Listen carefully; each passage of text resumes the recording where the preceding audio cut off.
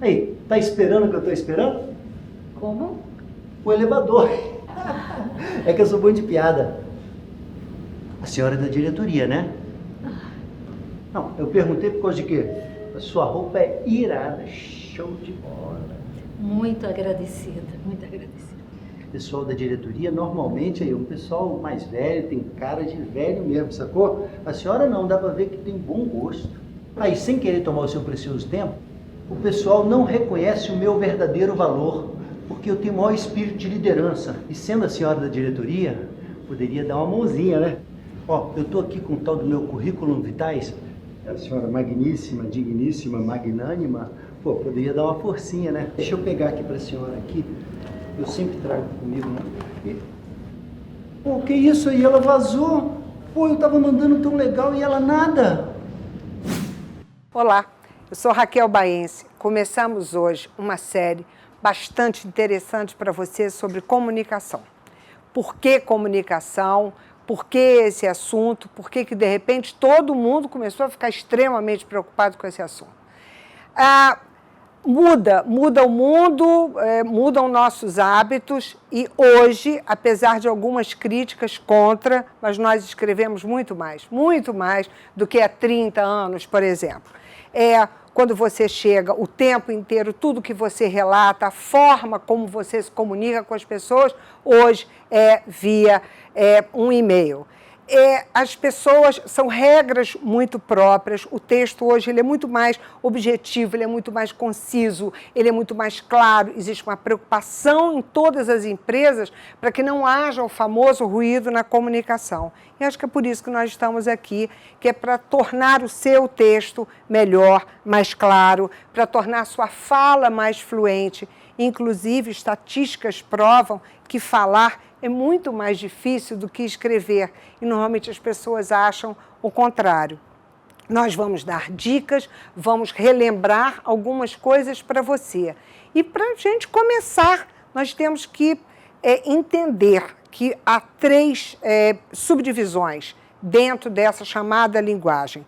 Eu tenho uma linguagem que é extremamente formal, que é como eu escrevo.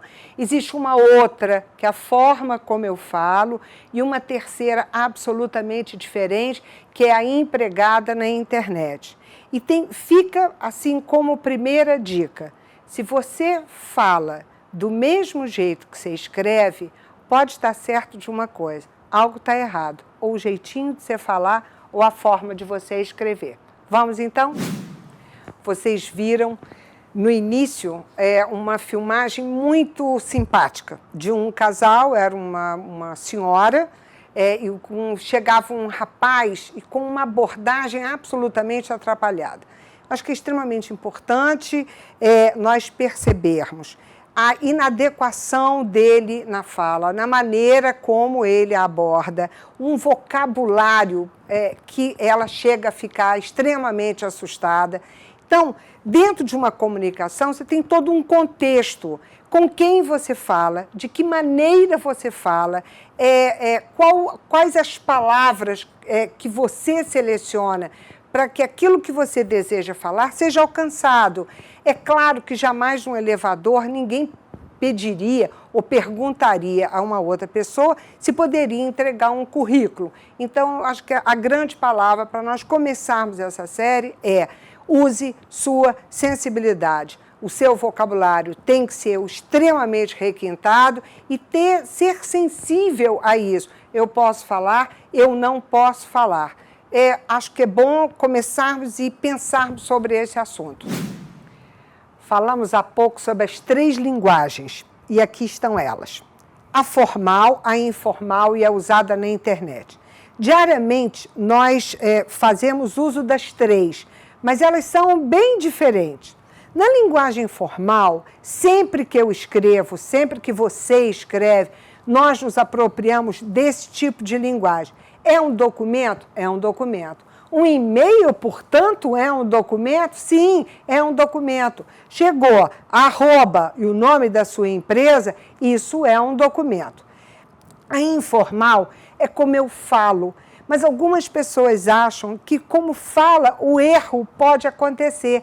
E é claro que não pode. Se eu digo que nós vai ou a gente fomos, isso, né, choca o outro. O que vai diferenciar uma linguagem da outra? É o seu vocabulário. Aqui, ele é muito mais requintado, ele é muito mais sofisticado, ele tem um apuro vocabulário. E o que vai te ajudar é ler. A leitura é fundamental. Não existe, ele não lê nada, mas ele escreve muito bem. Isso inexiste. Não posso errar, não posso usar gírias, não devo falar palavrões, jamais no meu local de trabalho. E a linguagem da internet é uma linguagem muito mais da vida pessoal e mesmo no MSN corporativo, isso é documento. Portanto, muito cuidado com o que você fala, ou muito cuidado, principalmente com o que você escreve.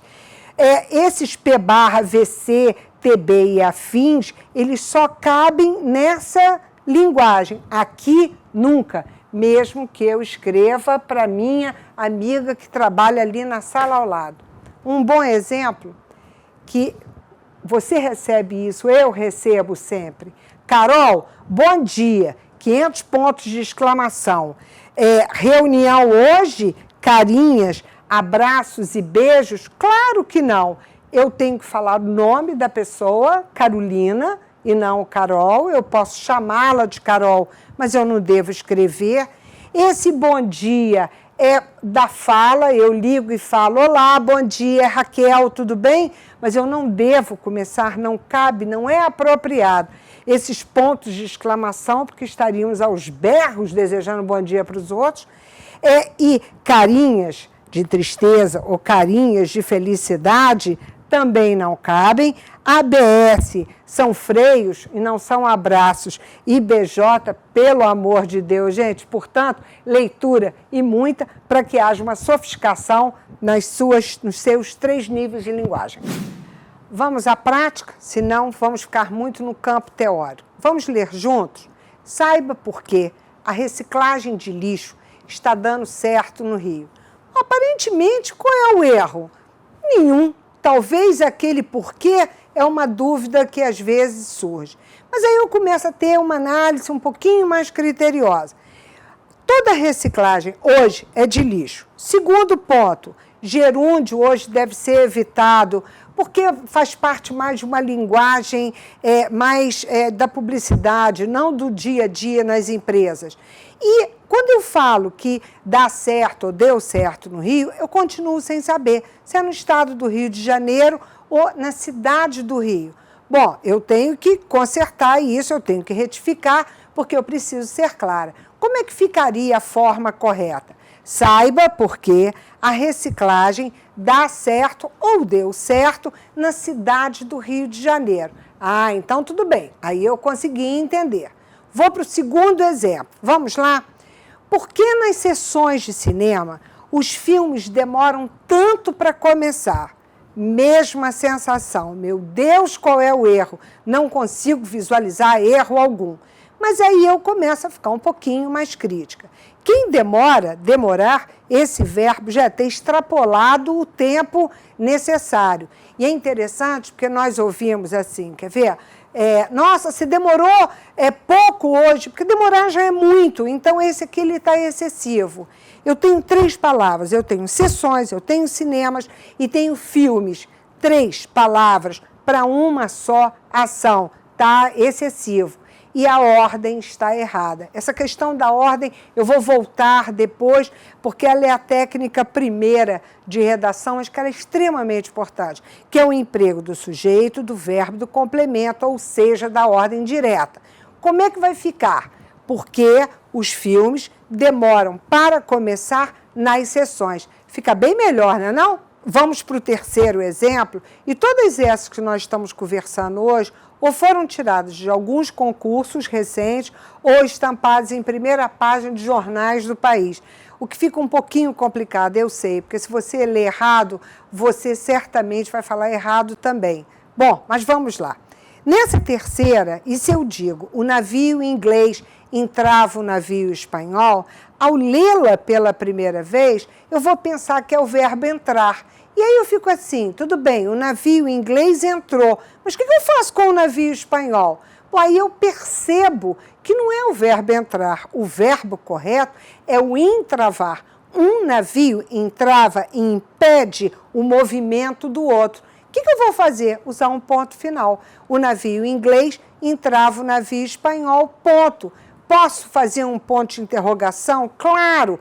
Posso exclamar? Também. Só para vocês terem uma ideia, essa questão foi de um vestibular, ela derrubou quase 80% dos candidatos, exatamente para a questão do vocabulário que nós acabamos de falar, porque se você ficar, né, com os antólios, você não consegue ter a compreensão do todo.